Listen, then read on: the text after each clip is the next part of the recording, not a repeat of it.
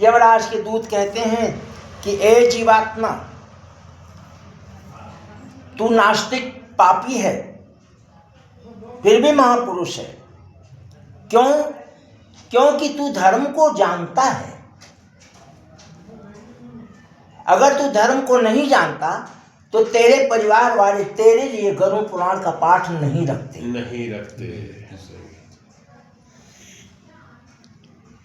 श्रवणो ब्राह्मणः पुत्राः, श्रवण किससे कर रहे हैं? ब्राह्मण के पुत्र से, वेद पाठी ब्राह्मण से श्रवण कर रहे हैं।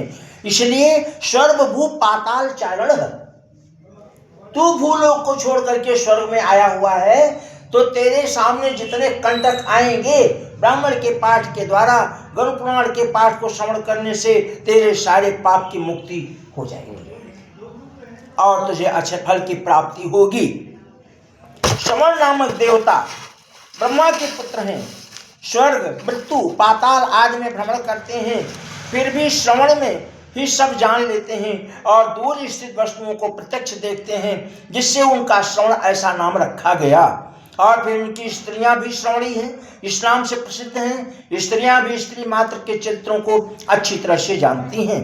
नरैः प्रपक्षन्न प्रत्यक्षं यत् प्रोक्तं चाकृतं च यतः सर्वमावेदयन्ते व चित्रगुप्ताय ते चिताः। इस संसार में जो प्राणी शुभाशुभ प्रत्यक्ष या गुप्त रूप से करते हैं गरुड़ पुराण को, उसको श्रवण नाम देवगण चित्रगुप्त से कहते हैं। और स्त्रियों के चित्र को श्रवणगण की श्रवणी नाम की स्त्रियां चित्रगुप्त से कहती हैं। श्रवण और श्रवणी ये सब धर्मराज के दूत हैं। प्राणियों के शुभाशुभ को मन और वचन आदि से किए हुए सब कर्मों के तत्व को जानते हैं। मनुष्य और देवताओं के तत्व को जानने की श्रवणादिकों की शक्ति है। सत्यवादी श्रवण मनुष्य मात्र के किए हुए कार्य को चित्रगुप्त से कहते हैं। इसलिए व्रत, दान, सत्यपालन आदि से कोई भी पुरुष श्रवण को प्रसन्न करे तो श्रवणगण उस मनुष्य को स्वर्ग तथा मोक्ष को देने वाले हो जाते हैं। सत्य बोलने वाले धर्मराज के श्रवण नामक दूत पापी पुरुषों के पाप को जानकर धर्मराज से कह देते हैं। तब यमराज पापियों को दंड देते हैं और वे सब साक्षी हैं।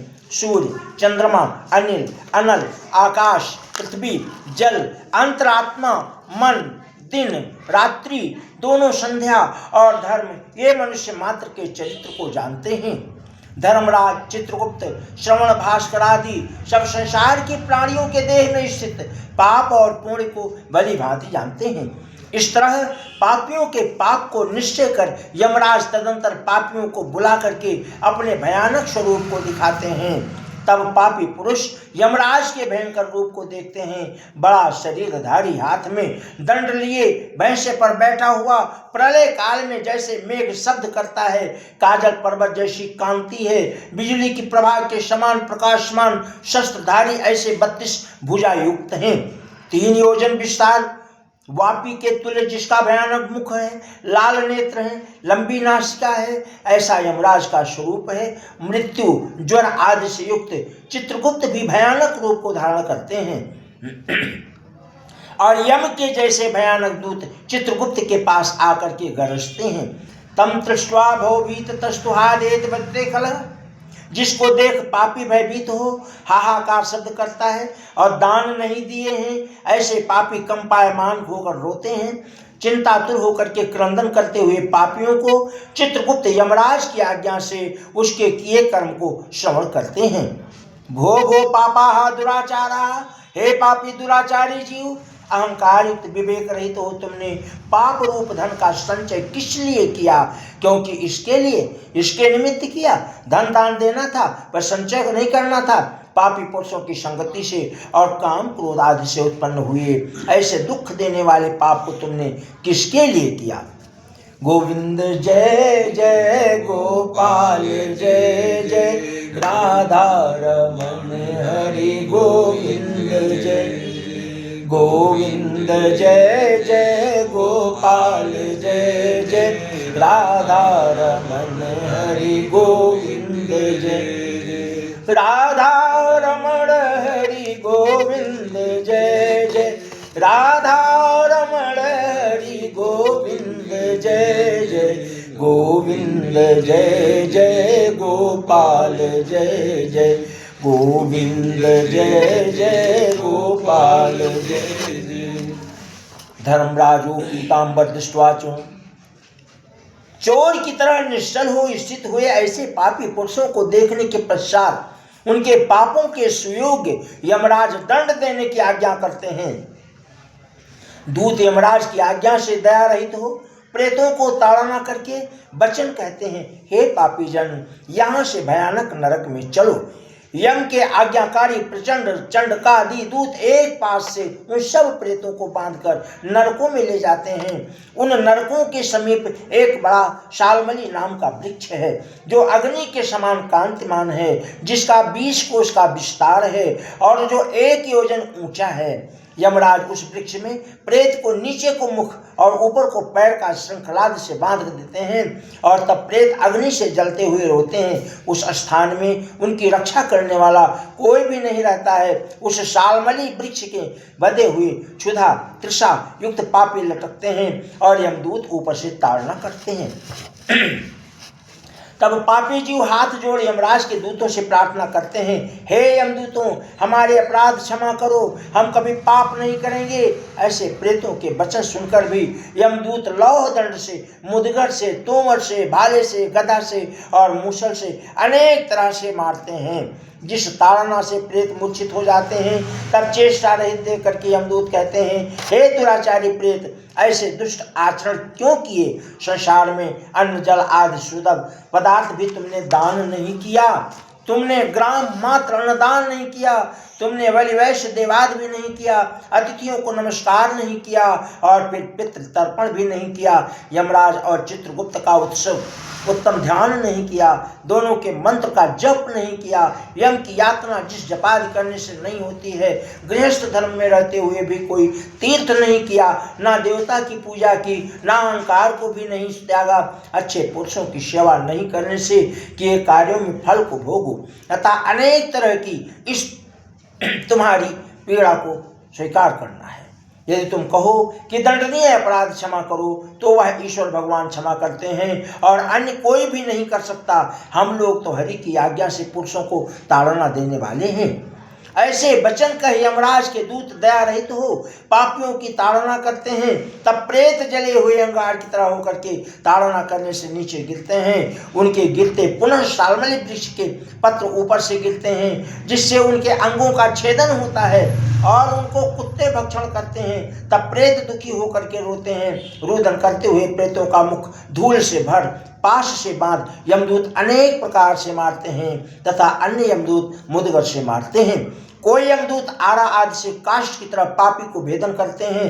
कितने यमदूत नार की भूमि पर गिराकर कुठारादि से टुकड़े टुकड़े करते हैं। कितने दूत भूमि में गड्ढा खोदकर पापी को कटी पर्यंत गाड़ उनके मौत बाणों से भेदन करते हैं। और कितने यमदूत यंत्र में रखकर ईख के दंड की तरह पीड़ित करते हैं। कितने को यमदूत अंगार से जलते हुए काष्ठ से चारों ओर तरफ बेष्टित कर देते हैं। कितने को लौह पिंड की तरह अतिशय कर धमकाते हैं। कितने को दूत अग्नि पर तपे हुए घी में, कितने को तपे हुए तेल में, जैसे कढ़ाई से तपे हुए तेल में बड़े को गिरा देते हैं, उसी तरह से जीव को उसमें गिरा देते हैं। ऐसे नरक में पापी पुरुषों को आपस में विवाद करते हुए यमदूत उनके मांसखंड को छेदन कर मांगने वाले को देते हैं। ऐसे यमदूत उनको ताड़ना कर पीछे से खींचकर ताम साधित घोर नरक में यमराज की अत्यंत आज्ञा से गिराते हैं। शालमली वृक्ष के समीप बहुत से दुख देने वाले नरक हैं। उन नरकों में जो बड़ा दुख है उसे वाणी से भी नहीं कहा जा सकता। हे गरुड़राज, 84 लाख नरक हैं, इनमें 21 प्रधान भयानक नरक हैं। हे गरुड़, उनके नाम मैं कहता हूँ, तामिश्र, लौशम, महारौरव, शालमली रौरव, कुमकुम, कालसूत्र, पृथकमुतक, संघात, लोहितात, सविश, संत्रापन, महानिरय, काकोल, संजीवन, पहापथ, बीच, अंध इत्यादि कुंभिपाक, सत्रतापन, तपन, ये 21 नरक हैं। अनेक तरह के भेदों में रचे हुए हैं और नाना प्रकार के भोगों से, अनेक यमदूतों से ये परिपूर्ण हैं। इस प्रकार नरक में धर्म वर्जित पापिष्ट मूर्ख गिरते हैं और वहाँ नरकों की वेदना को कल्प पर्यंत भोगते हुए जाते हैं। गोविंद जय जय गोपाल जय जय गोविंद जय जय गोपाल जय जय राधा रमण हरि गोविंद जय जय राधा रमण हरि गोविंद जय जय गोविंद जय जय गोपाल जय गोविंद जय जय गोपाल जय जय राधा रमण हरि गोविंद जय। एवं कुटुंबं बिभ्राणं उदंभरः एव वा विसृज्येहो भयं प्रेत भुक्ते तत्फलमीदृशम् एकः प्रपद्ये ध्यावन्तं हितदेदृशं कलेवरं कुशलेतरः पाथेयो भूतद्रोहेण यद्भूषितः। कोई पुरुष ईश्वर के निमित्त दान को न कर केवल कुटुंब का भरण पोषण तथा अपने उदर को भरता है, ऐसे पुरुष कुटुंब को एवं अपनी देह को छोड़ करके परलोक में नरक आदि के दुखों को भोगते हैं। जो अनेक प्राणी के वैर भाव करने से शरीर को पोषण किया, वह शरीर को त्याग कर पाप रूप पाथेय को साथ ले एकाकी जीवन नरक में जाता है। अन्य कोई भी संग नहीं जाता। ईश्वर को त्याग कर कुटुंब का पोषण किया और इसी देव प्रेरित पाप का संचय करके नरक में जीव भोग को भोगता है और दुखी होता है। जैसे धन लुट जाने से जीव दुखी होता है, वैसे ही जब धर्म नहीं करेंगे तो संसार को छोड़कर जब जाएंगे और वहाँ हिंदू प्रताड़ना करेंगे तो हम विचार करेंगे कि अब हम क्या करें। इसलिए आगा सोची सदा सुखी है ना। बोले अब पछताए हो क्या जब चिड़िया चुग गई खेत। क्योंकि अपने बस में यही है कि यहाँ आकर के हम कुछ दान पुण्य करें, और दान पुण्य केवल ब्राह्मण को ही नहीं है। आप गऊ को दे सकते हो, पक्षियों को चारा डाल सकते हो, किसी भिखारी को दे। ब्राह्मण का तो वैसे ही निश्चित समय है। अमावस्या आ गया, पूर्णम आ गया, द्वादशी आ गई, एकादशी आ गई, किसी बच्चे का जन्मदिन आ गया, किसी का तिथि आ गया, तो ब्राह्मण का तो फिक्स है, वो तो करना ही करना है। उसके बाद जो विधि है वो करते रहना चाहिए। वैसे अधर्म से कुटुंब का भरण पोषण करने वाला पुरुष सब नरकों को भोग करके अंततः मिश्र नरक में गिरता है। हे गरुड़राज, यह जीव मनुष्य लोक के नीचे जितने नरक आदि हैं उनको अनुक्रम से भोग करके तदंतर पवित्र हो पुनः यहाँ आता है, अर्थात नरक की यातना भोग करके पाप क्षीण हो जाने से जीव मनुष्यता को पुनः प्राप्त हो जाता है। इति श्री गरुड़ पुराणे सारोद्वारे यम यातना नाम निरूपणम नाम तृतीय अध्याय समाप्त है। श्री राम जय राम जय जय राम, श्री राम जय जय श्री राम जय जय राम, श्री राम जय जय राम, श्री राम जय जय राम, श्री राम जय राम।